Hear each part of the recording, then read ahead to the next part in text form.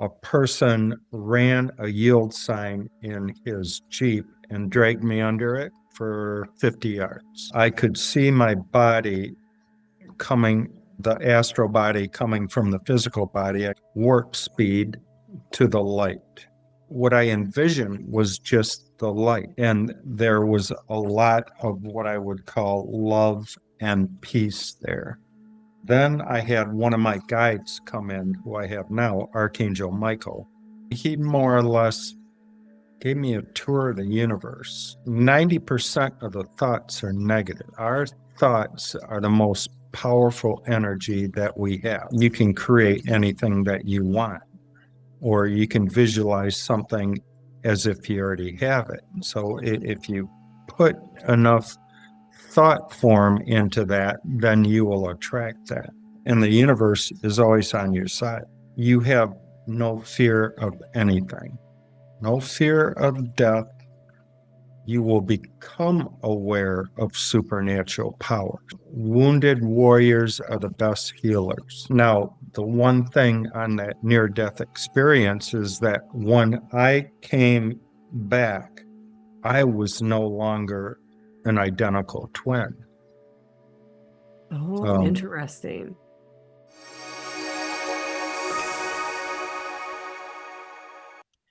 My guest today is Philip DeLong, who came into this incarnation awake. He had imaginary friends and he could see spirits. But in addition to that, Philip has had 2 near-death experiences and later on was able to reopen his medium abilities to connect with spirit again. So, Philip, welcome. Thank you so much for joining us today. Thank you, Laurie. Pleasure to be here. I'm really excited for this conversation because we had a nice little conversation before we started the interview. And I think what I'd like to start with, I know you had the 2 near-death experiences, but I'm always intrigued when somebody comes in awake as a child. So will you tell us a little bit about what that was like as you were growing up and having imaginary friends and seeing spirit? Okay, so one of my imaginary friends was named Tommy Chessifier. Okay, and he was an English guy, and he would follow me all the time. And what drove my mother nuts, okay, what was when I was taking a bath, and I would have my conversations with him, but I would use the soap bar and do automatic writing on the tiles. And, that's a part of spirit communication. I wish I had taken photos of it and could look at it later, but it was that connection with the spirit realm now. And through a past life regression, then this imaginary friend was actually Thomas Chessifier, who had came over from England and was on a wagon train and was kidnapped by the Native Americans going out west. And then he grew up in their tribe. So now he is one of my guides, right? Which gives me both the Native American, but a little bit of history there as well. That's incredible. You are probably the first person that I have ever heard say that one of their childhood friends that would be like an imaginary friend, spirit friend, was a guide. Yes. And so that's what I figure he is now. So, but as far as seeing spirit, then there was a lot of times going to church that you could see them all in the congregation sitting next to, well, their family. And that was the first time that I had noticed that. And I had been going to church probably since I was 3 or 4 years old. So that it was interesting to see that. And then I would tell my mother, who of course was a Catholic school teacher, And she again would say, those things don't exist. So were they And communicating with you, or were you just seeing them? both. Both. What types of things were they saying? How, for the most part, it is how much they miss their loved ones. All right. Now, the younger ones, like the children, because I had a friend who drowned in a lake, and he would come and sit next to his mother, and he would just come over, and pretty much I could hear him saying, I'm here. Can you see me? Can you see me?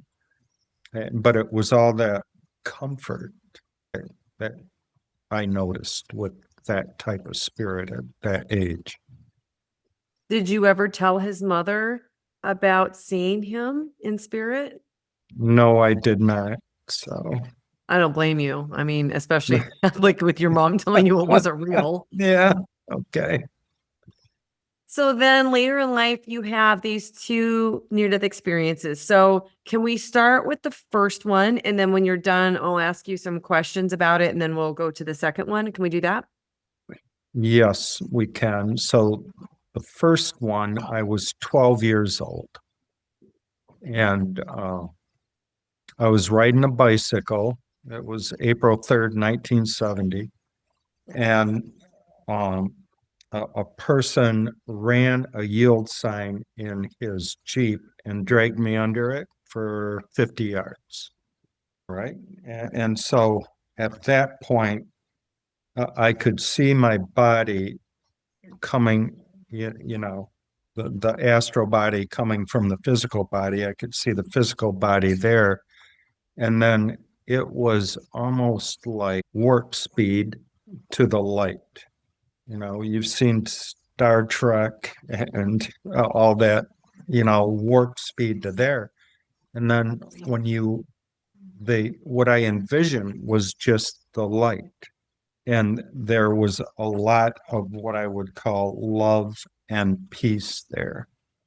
And being Catholic, then after that awareness of peace, then I had one of my guides come in, who I have now, Archangel Michael, but I believe he's a lot of people's protectors. And then he more or less gave me a tour of the universe, as I would say it at that point, which was what I feel like in each galaxy that we have. Then we have our own sun, which is connected to the central sun. And then so each galaxy would have that type of archetype of Archangel Michael. So if you go over to the Pleiadians, then his counterpart would be a being called Heltor.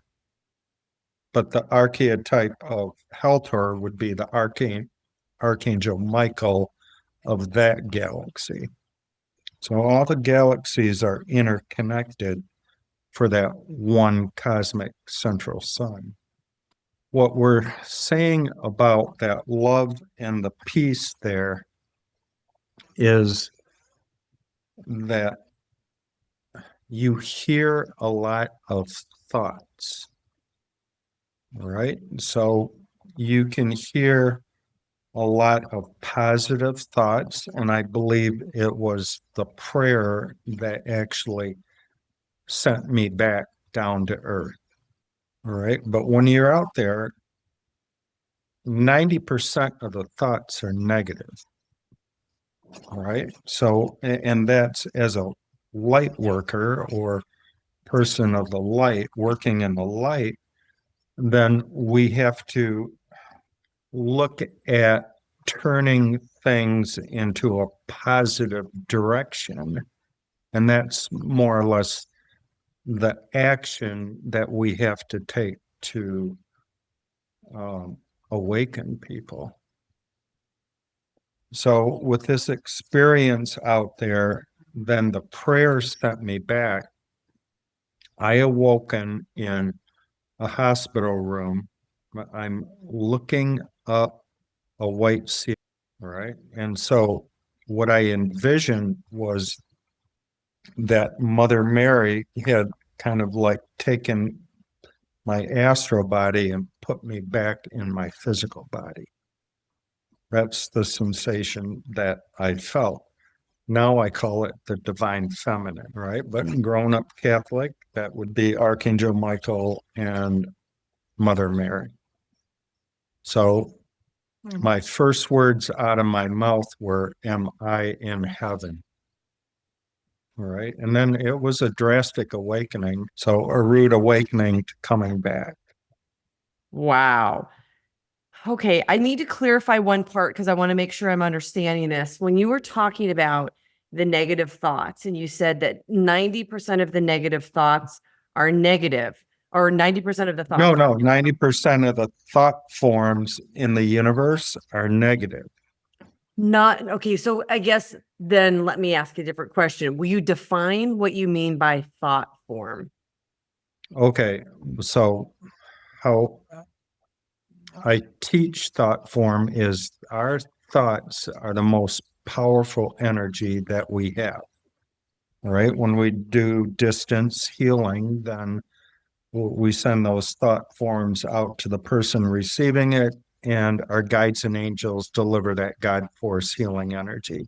That's positive thought form. And then negative thought forms would be, how am I going to screw this lady at work or my boss at work and all of that. So there's a lot of 90% of it is like that versus 10% love. So as you are in a galaxy and you're floating around in your light body, I'm assuming it was a light body, right? Nothing.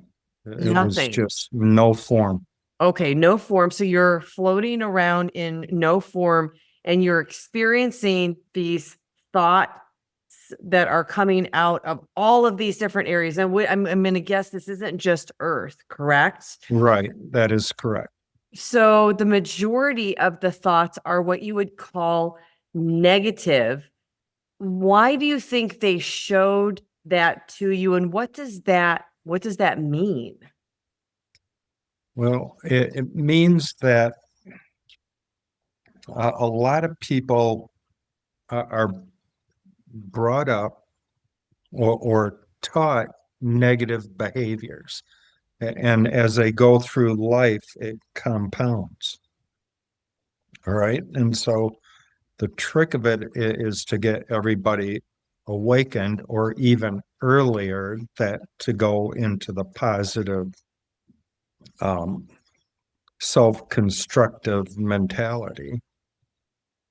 So do you think that you were being shown this because on a level that you didn't understand when you were 12 years old, this was going to contribute to the work that you were going to come back to Earth to do?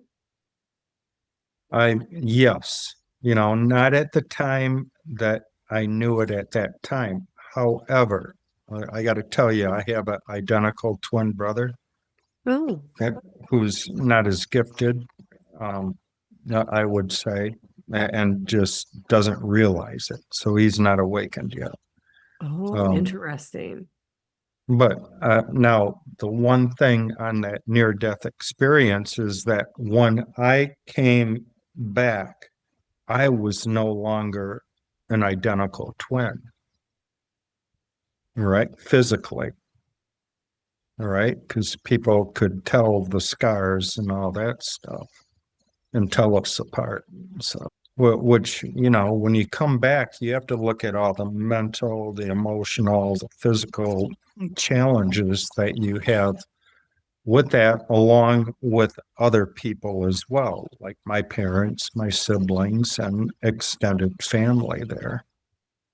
Do you know, did your brother have the same ability to see spirit when you were young, pre your NDE? When we were growing up, You know, he did not see the spirit that I did as well. So, Just different paths. yeah.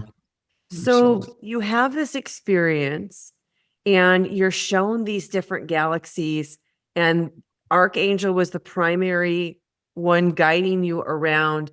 Were you also saying that the different galaxies each had a different energy for a different archangel? they have their archetypes of the same form that we think them as. Okay. All So right. can you give me a few examples so that people can understand what that means? Okay, so if you were from the Pleiades, then they have their own central sun there. I believe it's Alcynine. And so then the people there would not really have, say, Archangel Michael and all these people. They would have whatever archetype of their structure over there. And so It's why do you kind of think like, we, for the earthly galaxy, the galaxy the Earth is in, why do you think we have Archangel Michael? What is it about the qualities that he has? well, the qualities that he have is strength and protection for the most part. And so the Heltor from Pleiades would be his counterpart over there, but have strength and protection there. Oh, okay, I see. So the So qualities it's are the same. It's just that whoever is wielding those or assisting with those would be different based on the thoughts and the energy coming from each individual planet. yes, Okay. or star system if you want to talk. It's like when we talk about some people the Galactic Council, then ours that galaxy would have the Archangel Michael and Gabriel, Uriel, and Raphael, whereas the other galaxies would have a similar type archetype. And how many galaxies do you think there are that make up like that galactic council that you mentioned? There's one thing that this experience has taught me: you can't put limits on anything. I love that. That makes a lot of sense. All right. So, but when you're looking at, you know, how many galaxies, everybody is working for the good. All right. It's just the negatives that we have to, you know, get out of our minds for the most part. And All so right. have you come to understand some of the practices that we can use to help get out of that negative mindset?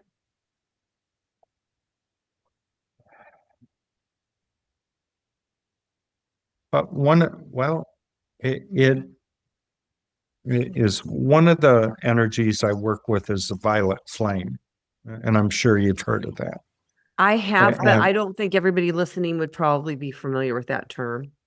okay, so the violet flame is a concept of a spiritual energy that is um, works with spiritual alchemy.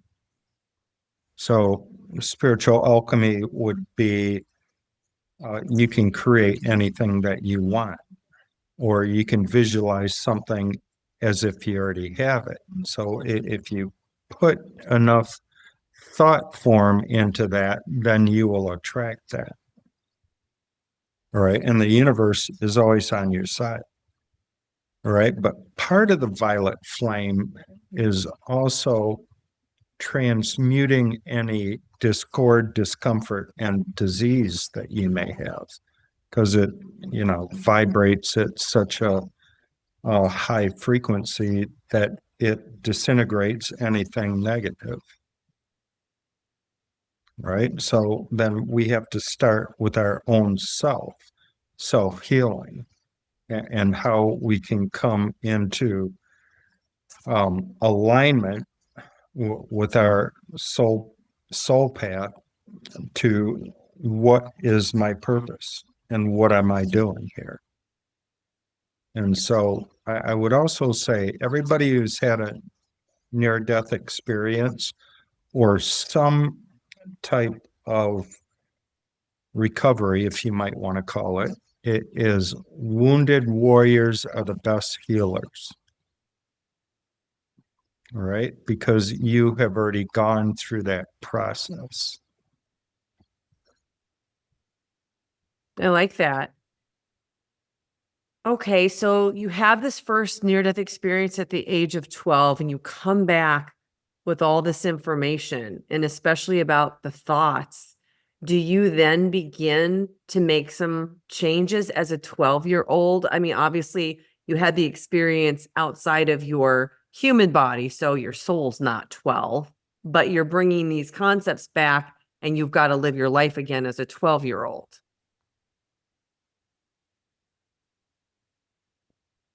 Okay, so the first thing that came back was you have no fear of anything, no fear of death.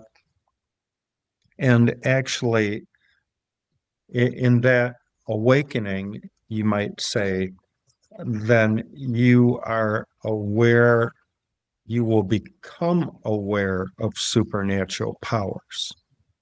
And what about a year and a half after this experience, so I was 13, almost 14 at the time, and we had some friends of my family came from California in their Airstream and parked in our on our street and visited for a week.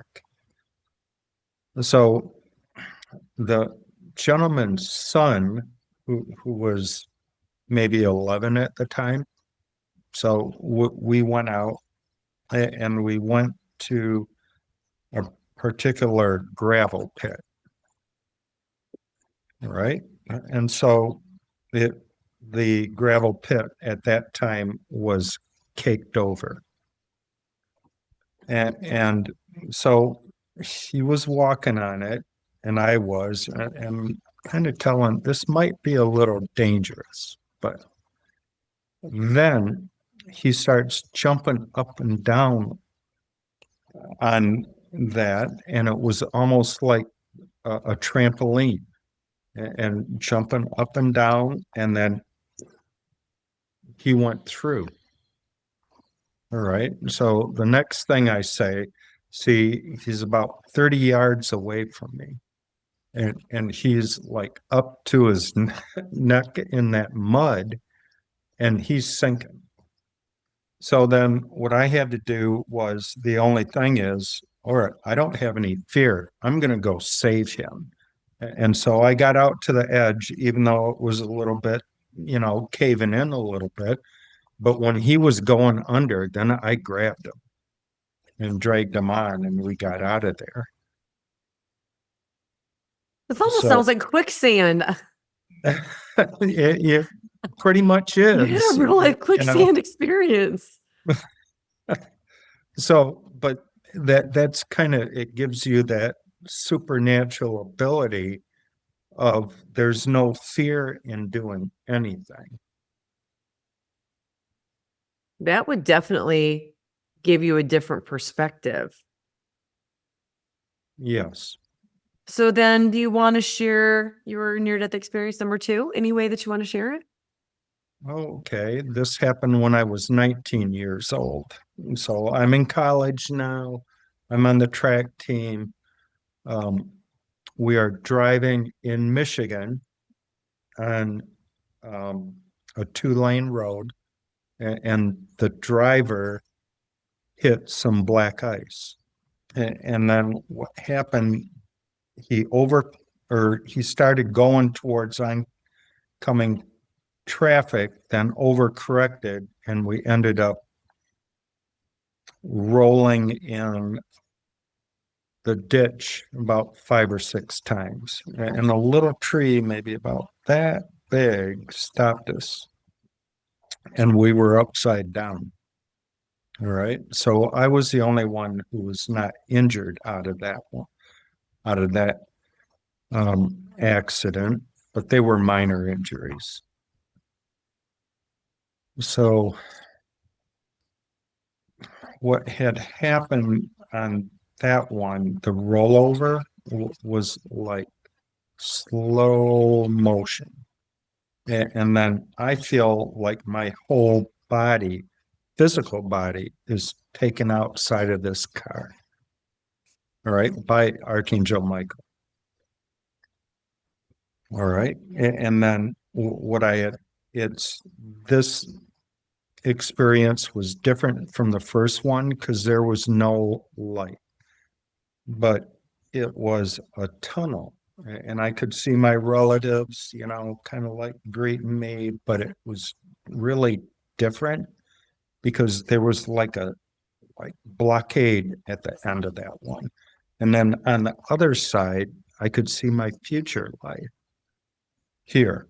It's like my wife and my kids, even though I had not even met my wife at the time. So with that, I knew I would go back.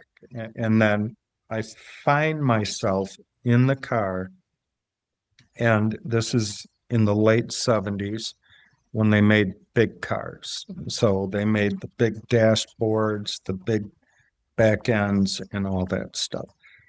So I found myself sprawled out on the front dashboard.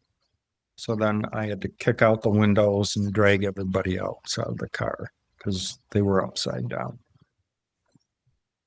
All right. So the next day we went and saw the car, and where I was seated in the front passenger, and where that hood was crushed down right to the seat. Right. And they did not have seatbelt laws in those days. All right. Because had I had one, I probably wouldn't be talking to you. So, So do so you that go ahead? No, go ahead. go ahead. So do you think that you didn't have the seatbelt on and as you rolled, you changed positions in the car? Or do you feel like you were in that front seat and you were removed by Archangel Michael and that's why you didn't have the injury? That's what I believe. He took me out and then put me back in. Did anybody else have an experience? Did you talk to anybody else who was in that accident and they had any kind of experience even similar to that? They had not. So excuse me, I had talked to them, but they did not have that. I mean, one of them was my older brother, but he was in the back seat with his friend. But I was the one who got to call my parents, you know, and say, we've been in this accident, which happened to be an hour south of where we were living. So that experience, you said that you saw a tunnel and you saw your loved ones who were already passed away. Did you Yes. have enough of a vision to see who was in that light waiting on the other side for you? My aunt was there who had passed. Both my grandmothers, or my grandmother was there. Both my grandfathers were there. And did And you? my one friend Oh, from the one who drowned? yes. Wow. And so, did you tell anybody about this experience?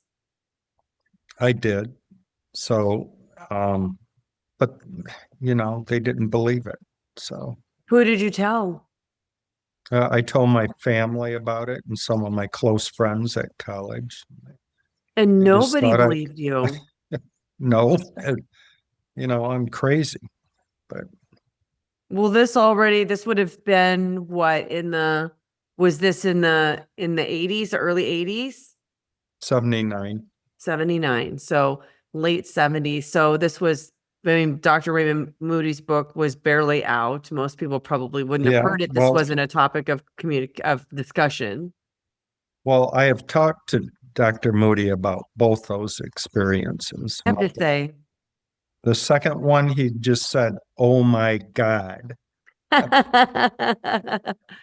it must be, again, life altering to have an experience where you know what was happening and you know that you were removed and saved by something. So, did this give you a sense of maybe purpose or an understanding having two of these that you were meant to be here continuing this life? Did you have a sense of any of that? Yes, I did. So then it was kind of like a purpose now. And then all my like regular work would have been in the service industry.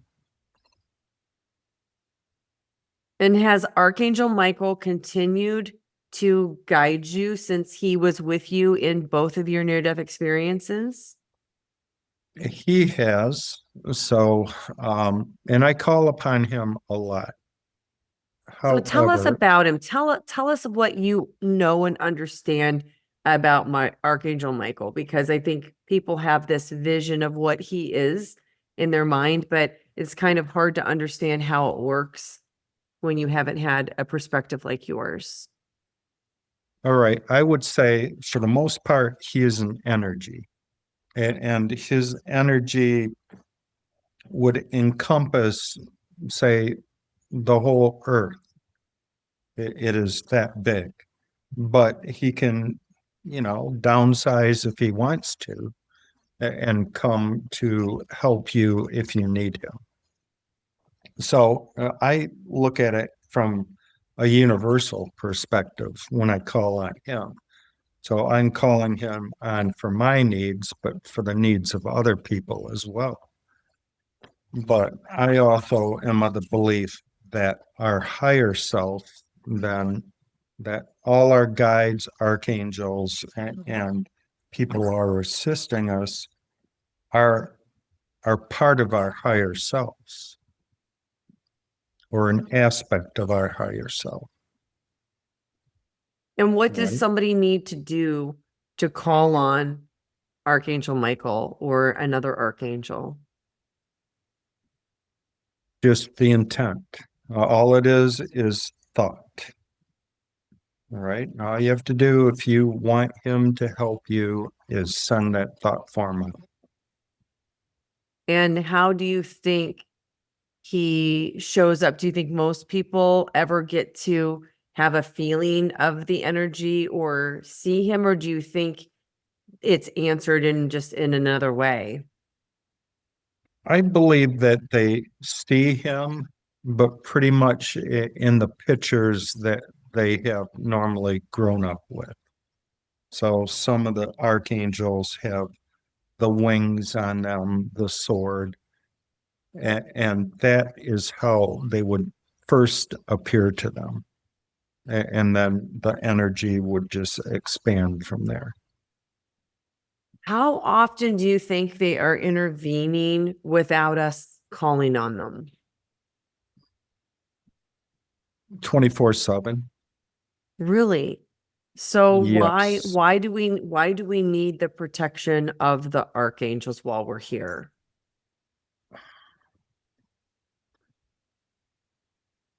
All right. There's a perspective, and there's two kind of like sides onto this perspective. One of them is for the archangels to assist you, that you have to ask them for every one of your needs, like direct. And then, there's another perspective that if you get to your higher self, then through your higher self, then you can appoint your master guide, appoint a guide for your physical needs, appoint a guide for your emotional, mental, and spiritual needs. So when you do that, then they're going to act on your behalf. But it's all part of the higher self coming in to do that. So if Archangel Michael is working on your emotional needs, then he's going to come in and do that. But being part of the higher self, if it's the master guide, he's going to send whoever you need. And that could be Archangel Michael on any of those areas. Philip, I love how you explain that, because at first when you were saying it, I was thinking, boy, I heard so many times people say that they can't override our free will. And so you need to ask in order to work with them. But you caveated it, which was that you could appoint, and I've really never heard somebody say it in quite this way, but you could appoint a master guide and then they act on your behalf. So in both scenarios, scenario number one, where you're asking, and scenario number two, where you've appointed somebody, in either one of those examples, you are still giving the permission and nobody is overriding the free will, because that's where I was kind of going to help understand your perspective with the free will part of it. But I think you answered it. Okay. Yes. As long as, you're appointing them to work on your higher self or for the highest good of what you need. No, that makes a lot of sense. So how did you come to understand that we even had the ability to appoint a guide versus guides are assigned to us in different roles for different reasons? Through meditation and just being in connection with your higher self. I mean, when you look at the I am presence, if you're familiar with that, then you have to look at it. The I am presence is our individualized presence of God. All right. So that means we're God within and we connect to the God without. All right. And that's all our higher self is doing, is connecting with that Godhead and giving us that energy of love and peace to work and awaken people like you are doing. Aw, that I love how you said that. That was beautiful, just so powerful, because I too believe that we are the I am, we are God, but I love that you're delineating that out with the connection that we have with the God without, because we do have this duality when we're here. We are our higher selves, but we're having the human experience. It was just so perfectly put. Yeah, because of that individualized presence of God, then, because the God lives within. When I do a lot of spiritual counseling, then I will say, because the God lives within, the only one who can save you is yourself. Which is essentially God anyway. Yes. So, So you turned off your ability to connect with spirit because of the Catholic upbringing and because your family has told you that this doesn't exist. And then you have these two incredible near-death experiences where you know that you exist as a higher self version and you understand things that people cannot. And I would imagine the medium abilities come in sometime around this time when you have these realizations. So how do you bring that mediumship back in after you had shut it down so long ago? okay. So that would have been when I had moved from Michigan to Florida. And then my wife went to Casadega, Florida, and then I visited it afterwards. And it was, well, these are like-minded people, right? So we have to really, to accentuate our abilities, then get in contact with like-minded people. And so And Casadega is a community, like a spiritual community. Am I right? Is that how you would yeah, describe it for people who haven't yes. heard of it? And if you've been, well, Sedona would be another spiritual community. My neck Uh, of the woods.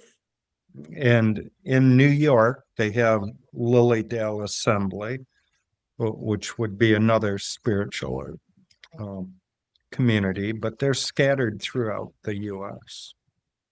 And it doesn't have to be spiritual, it can be metaphysical or any type of group that it is spiritually orientated.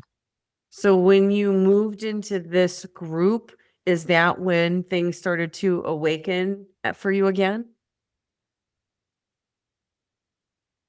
Yes, I would say that because in this group, they had a lot of development classes. And that's, where they develop the mediumship gifts. But at that time, I didn't need too much development. It would be that, okay, now I'm with my people.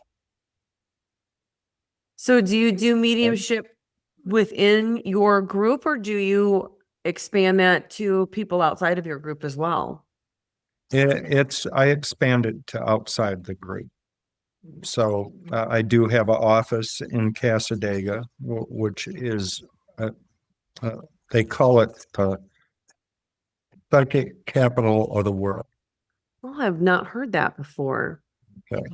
So, and in that one, I give the healings, the mediumship, and the teachings there. So when you give the healings, will you tell us a little bit about what you do for that? Well, spiritual healing is more or less you're being a channel for the God force healing energies. Now, there's other um, spiritual or energies that use that God force healing energies, such as Reiki or pranic healing, quantum touch, and you can go on and on and on. So, as a healer, then you're going to just grab whatever tool you need for the person in front of you and heal the best you can. But in the spiritual camp, then they have their own way of doing it. So Can you you give have to us an example of some of the things that people have healed? that I've healed or Yeah, that yeah, that people. that have been healed with people that you've worked with, I guess I'll say it that way. Okay, so one of them is what I would call constitution of faith.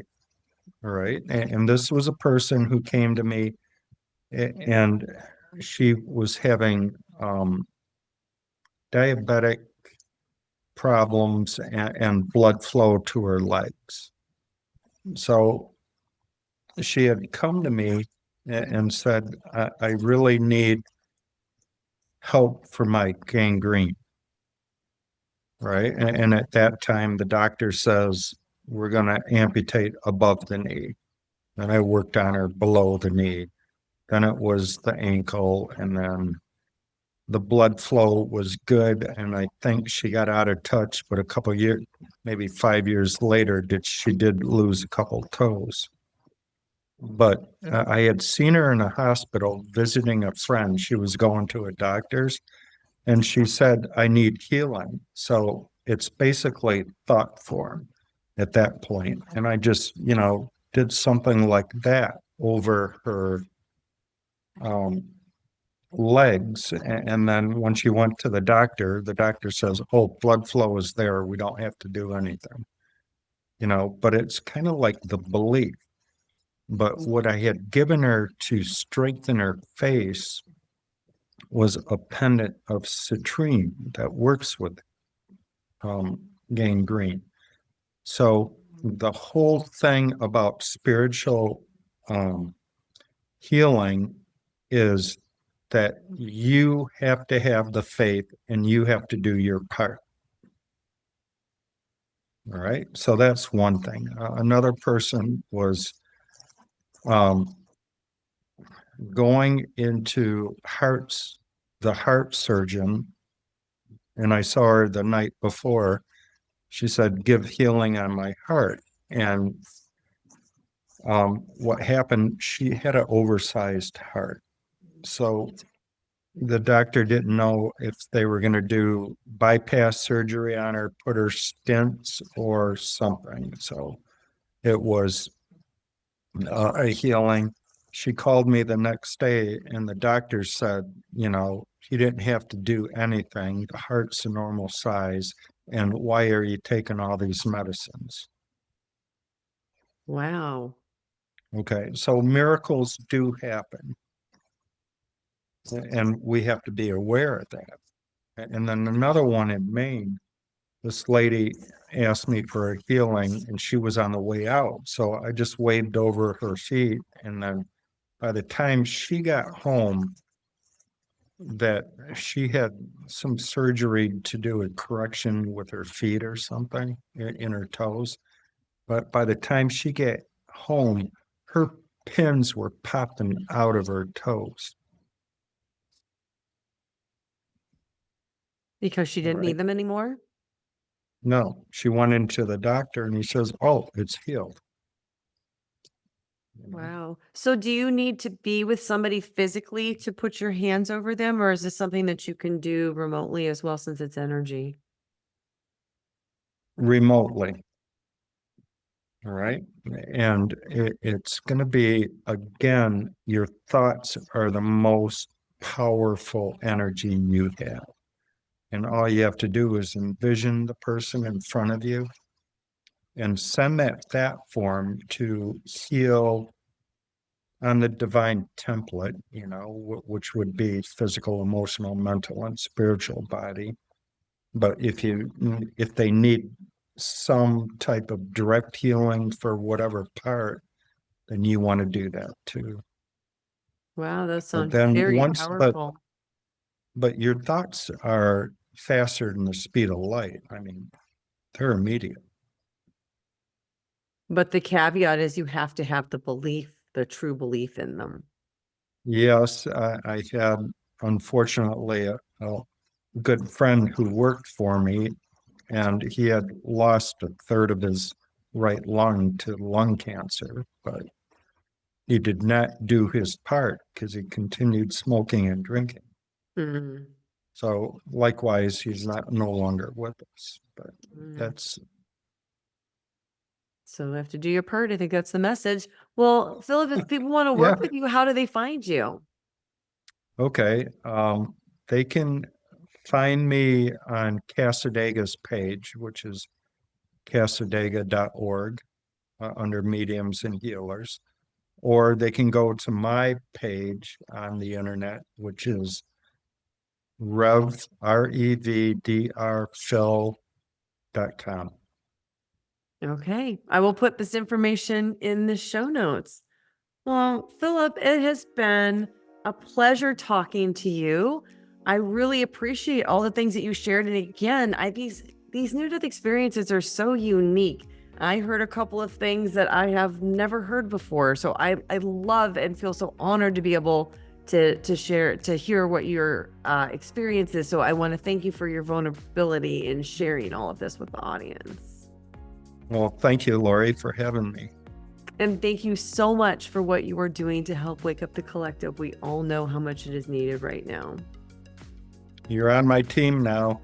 I love it. I love it. Okay. And of course, this show is absolutely nothing without all of you who tune in to watch, listen, and share these experiences with others. So thank you. Thank you, everybody, for watching. There's a reason you found this video. These stories awaken something ancient inside us.